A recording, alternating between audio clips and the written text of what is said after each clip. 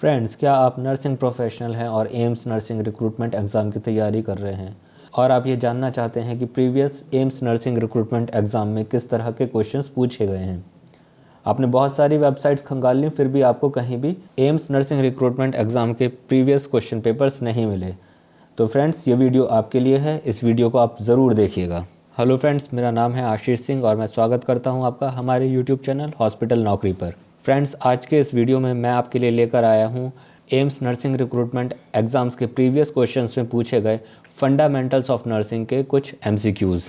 तो फ्रेंड्स, हमारे इस वीडियो को आप लास्ट तक ज़रूर देखिए और साथ ही अगर आपने हमारे यूट्यूब चैनल हॉस्पिटल नौकरी को अभी तक सब्सक्राइब नहीं किया है तो इसे फ़ौरन सब्सक्राइब कर लीजिए ताकि आप जुड़े रहें इसी तरह के इन्फॉर्मेटिव और नॉलेज बूस्टिंग वीडियोस के साथ। और आइए फ्रेंड्स, अब शुरू करते हैं आज के MCQs का सिलसिला। हमारा आज का पहला क्वेश्चन है, lack of oxygen in blood stream is called. Blood stream में ऑक्सीजन की कमी को कहते हैं। Option A hypoxemia, option B cyanosis, option C hypoxia, option D anoxemia. तो फ्रेंड्स, इस क्वेश्चन का सही आंसर है option A hypoxemia. Blood stream में ऑक्सीजन की कमी को हाइपोक्सीमिया कहा जाता है। आइए अब बढ़ते हैं अपने नेक्स्ट क्वेश्चन की तरफ। हमारा नेक्स्ट क्वेश्चन है, under normal circumstances concentration of oxygen in inspired air is about %। यानी नॉर्मल सर्कमस्टेंसेज में ऑक्सीजन का कंसंट्रेशन इंस्पायर्ड एयर में कितना % होता है। Option A 100, option B 6, option C 29, option D 21। तो फ्रेंड्स, इस क्वेश्चन का सही आंसर है ऑप्शन डी 21।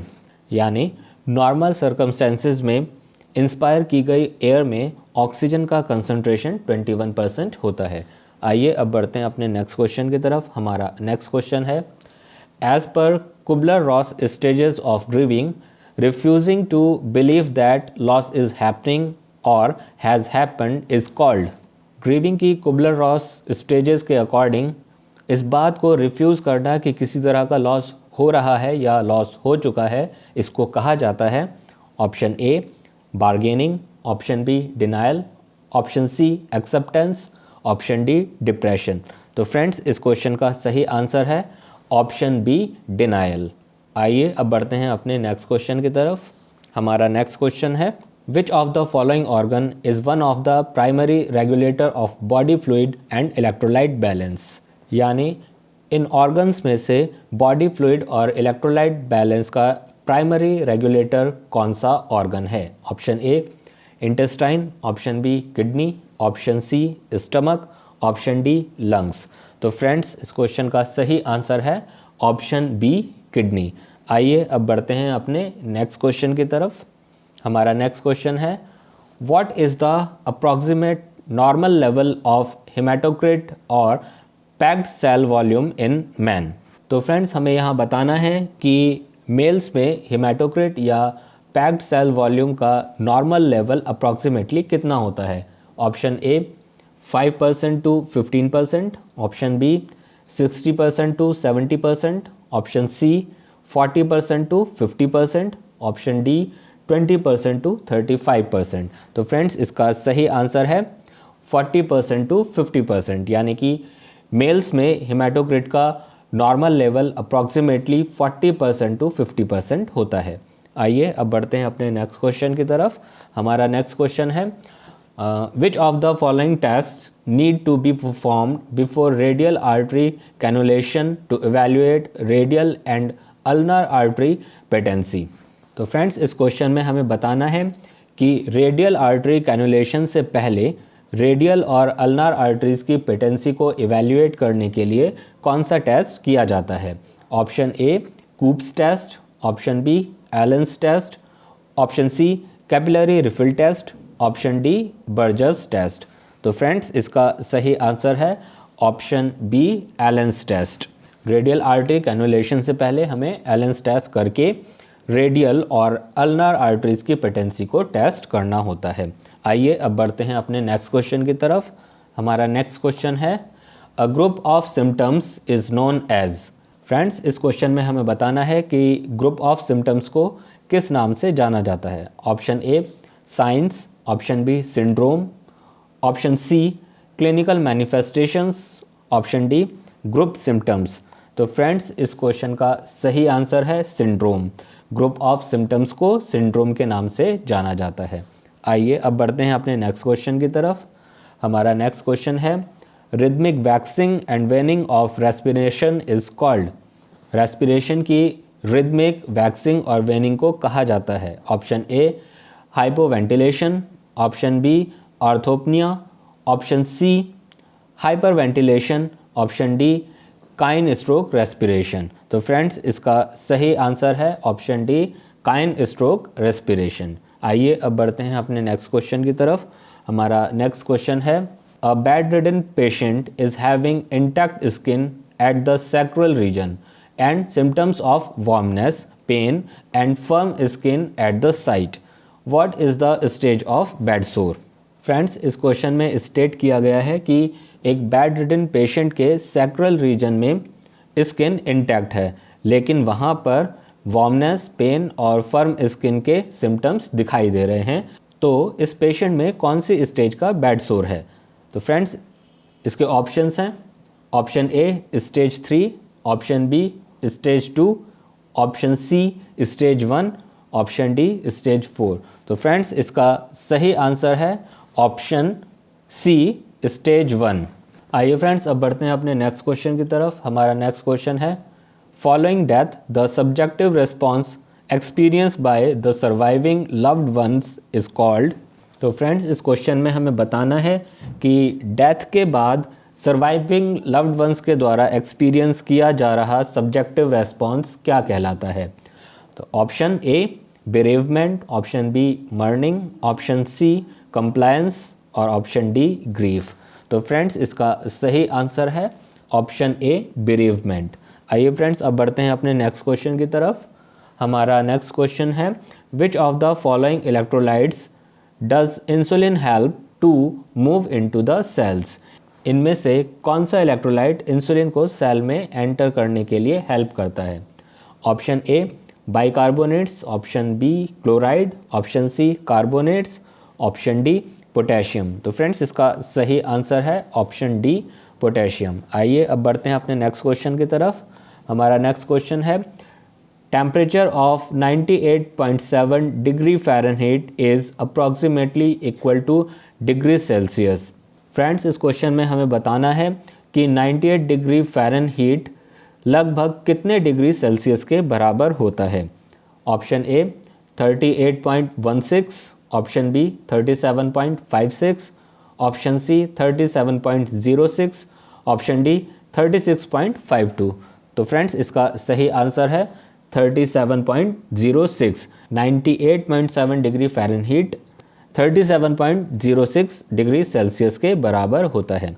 आइए अब बढ़ते हैं अपने नेक्स्ट क्वेश्चन की तरफ। हमारा नेक्स्ट क्वेश्चन है difference between systolic and diastolic blood pressure is called. Systolic और डायस्टोलिक ब्लड प्रेशर के बीच का डिफरेंस कहलाता है।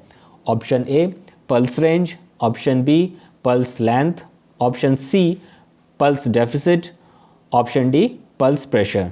तो फ्रेंड्स इसका सही आंसर है option D pulse pressure. Systolic और डायस्टोलिक ब्लड प्रेशर के बीच के डिफरेंस को पल्स प्रेशर कहा जाता है। आइए अब बढ़ते हैं अपने नेक्स्ट क्वेश्चन की तरफ। हमारा नेक्स्ट क्वेश्चन है formula to calculate BMI is. BMI को कैलकुलेट करने का फार्मूला कौन सा है। तो फ्रेंड्स इसके ऑप्शंस हैं option A weight in KG divided by square of height in metres, option B weight in KG divided by height in feet, option C weight in KG divided by square of height in feet, option D weight in KG divided by height in metres. तो friends हमें इसमें बताना है कि BMI को calculate करने का formula क्या है। तो फ्रेंड्स इसका सही आंसर है ऑप्शन ए। बीएमआई यानी कि बॉडी मास इंडेक्स को कैलकुलेट करने का सही फॉर्मूला है weight in KG divided by square of height in metres. आइए अब बढ़ते हैं अपने नेक्स्ट क्वेश्चन की तरफ। हमारा नेक्स्ट क्वेश्चन है which of the following equipment is used for the examination of the year. इनमें से कौन सा इक्विपमेंट ईयर के एग्जामिनेशन के लिए यूज़ किया जाता है। Option A ophthalmoscope, option B laryngoscope, option C otoscope, option D proctoscope. तो फ्रेंड्स इस क्वेश्चन का सही आंसर है ऑप्शन सी ओटोस्कोप। ईयर के एग्जामिनेशन के लिए ओटोस्कोप यूज़ किया जाता है। आइए अब बढ़ते हैं अपने नेक्स्ट क्वेश्चन की तरफ। हमारा नेक्स्ट क्वेश्चन है the specific gravity of the urine normally range approximately from. Friends इस क्वेश्चन में हमें बताना है कि यूरिन की स्पेसिफिक ग्रेविटी की नॉर्मल रेंज क्या होती है। तो इस क्वेश्चन में जो ऑप्शन दिए गए हैं वो इस तरह से हैं। Option A 1.8 to 2.0, option B 1.5 to 1.8, option C 0.75 to 1.00, option D 1.01 to 1.025। तो फ्रेंड्स इसका सही आंसर है ऑप्शन डी 1.01 टू 1.025। यूरिन की नॉर्मल स्पेसिफिक ग्रेविटी की रेंज 1.01 से 1.025 तक होती है। आइए अब बढ़ते हैं अपने नेक्स्ट क्वेश्चन की तरफ। हमारा नेक्स्ट क्वेश्चन है insertion of A tube inside the stomach through the nose is called nasogastric dash. तो फ्रेंड्स इस क्वेश्चन में हमें बताना है कि नोज़ के थ्रू स्टमक तक किसी भी ट्यूब को इंसर्ट करने के प्रोसीजर को कहा जाता है। Option A irrigation, option B intubation, option C extubation, option D urigation. तो फ्रेंड्स इस क्वेश्चन का सही आंसर है ऑप्शन बी इंट्यूबेशन, यानी कि नोज़ के थ्रू स्टमक तक ट्यूब को इंसर्ट करने को नेजोगैस्ट्रिक इंट्यूबेशन कहा जाता है। आइए अब बढ़ते हैं अपने नेक्स्ट क्वेश्चन की तरफ। हमारा नेक्स्ट क्वेश्चन है intravenous solution of 0.45% sodium chloride is a और एन डैश सॉल्यूशन। तो फ्रेंड्स इस क्वेश्चन में हमें बताना है कि 0.45% सोडियम क्लोराइड किस तरह का सॉल्यूशन है। Option A colloid, option B hypertonic, option C hypotonic, option D isotonic. तो फ्रेंड्स इस क्वेश्चन का सही आंसर है option C hypotonic. 0.45% sodium chloride एक हाइपोटोनिक सॉल्यूशन है। आइए अब बढ़ते हैं अपने नेक्स्ट क्वेश्चन की तरफ। हमारा नेक्स्ट क्वेश्चन है dash is the process of introducing a disinfectant solution to the internal environment of the body when someone passes away. तो फ्रेंड्स इस क्वेश्चन में हमें बताना है कि किसी पर्सन की डेथ हो जाने के बाद उसकी बॉडी में डिसइंफेक्टेंट सॉल्यूशन को इंट्रोड्यूस करने की प्रोसेस को क्या कहा जाता है। Option A eubacterium, option B revaccination, option C embalming, option D wringing. तो फ्रेंड्स इस क्वेश्चन का सही आंसर है ऑप्शन सी एम्बेलमिंग, यानी किसी पर्सन की डेथ के बाद उसकी बॉडी में डिसइंफेक्टेंट सॉल्यूशंस को इंट्रोड्यूस करने की प्रोसेस को एम्बेलमिंग कहा जाता है। आइए अब बढ़ते हैं अपने नेक्स्ट क्वेश्चन की तरफ। हमारा नेक्स्ट क्वेश्चन है dash enema is also called anti spasmodic enema.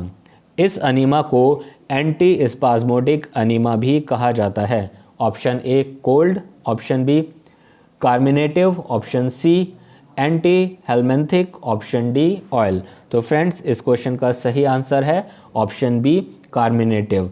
Carminative enema को एंटी स्पाज्मोटिक अनीमा भी कहा जाता है। तो फ्रेंड्स ये था हमारा आज का वीडियो जिसमें हम आपके लिए लेकर आए थे एम्स नर्सिंग रिक्रूटमेंट एग्जाम्स के प्रीवियस क्वेश्चन पेपर्स में पूछे गए नर्सिंग फाउंडेशन से रिलेटेड कुछ MCQs। आई होप कि ये वीडियो आपको बहुत पसंद आई होगी और इस वीडियो के द्वारा आपकी नॉलेज भी काफ़ी इम्प्रूव हुई होगी। फ्रेंड्स अगर आप आगे भी इसी तरह के वीडियोस और देखना चाहते हैं तो फ़ौरन ही हमारे YouTube चैनल हॉस्पिटल नौकरी को सब्सक्राइब कर लीजिए और साथ ही बेल आइकन को भी प्रेस कर दीजिए। Thank you so much.